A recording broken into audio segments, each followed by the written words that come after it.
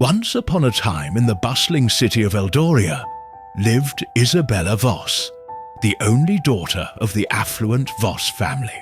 Her father, a renowned industrialist, and her mother, a celebrated philanthropist, spoiled her with luxuries beyond imagination. At the tender age of 7, during a lavish family tour to the remote hills of Verdant Valley, disaster struck. While exploring a vibrant marketplace filled with colourful stalls and exotic fruits, Isabella wandered off, enchanted by a street performer's puppet show. In the chaos of the crowd, she lost sight of her parents. Panic set in as the sun dipped low, and cries for help went unheard amid the din. Miles away, in a humble village nestled at the valley's edge, lived the Ramirez family.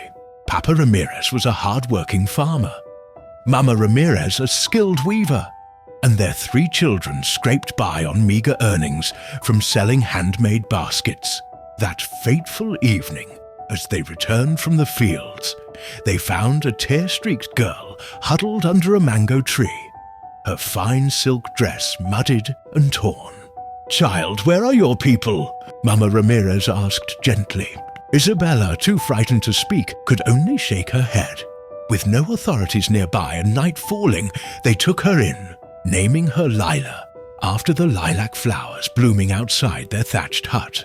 Life with the Ramirezes was a stark contrast to Isabella's opulent past.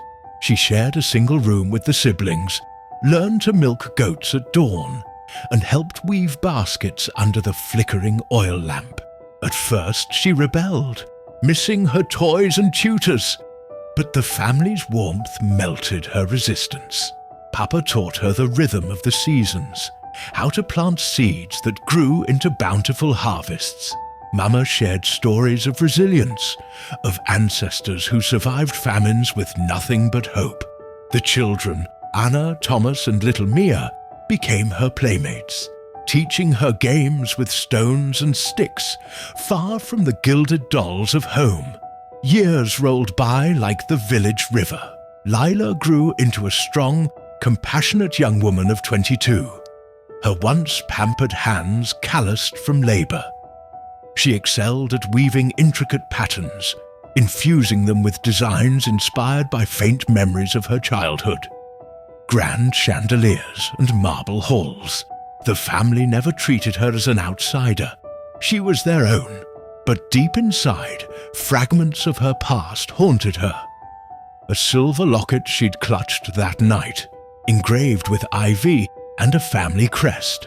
She often wondered about her origins, but searches in nearby towns yielded nothing. One crisp autumn day, a traveling merchant visited the village, peddling newspapers from the city. Layla S. eyes widened at a headline: "Voss heir still missing after 15 years. Reward for information."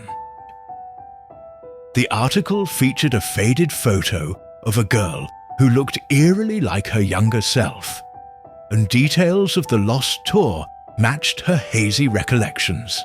Heart-pounding, she showed it to Mama Ramirez, who nodded solemnly. "We've always known you were meant for more, mijita. Go find your truth." With a small satchel of woven goods and the locket as proof, Lila journeyed to Eldoria. The city overwhelmed her, towering skyscrapers, honking cars. But determination fueled her steps.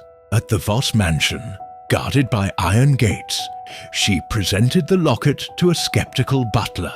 Moments later, Mr. and Mrs. Voss rushed out, their faces etched with years of grief. DNA tests confirmed it. Leela was Isabella. The reunion was bittersweet. Her parents enveloped her in hugs, showering her with apologies and luxuries. Yet, Isabella felt torn. The wealth felt hollow without the Ramirez's simple joys. She invited her adoptive family to the city, blending worlds. Papa Ramirez marveled at the gardens, while Mama wove tapestries for the mansion. Isabella used her inheritance to fund village schools, honoring the poor family who raised her. In the end, she realized family wasn't blood or riches. It was love that mended lost souls. And so, Isabella Voss Ramirez lived richly in every sense, her heart forever bridging two worlds.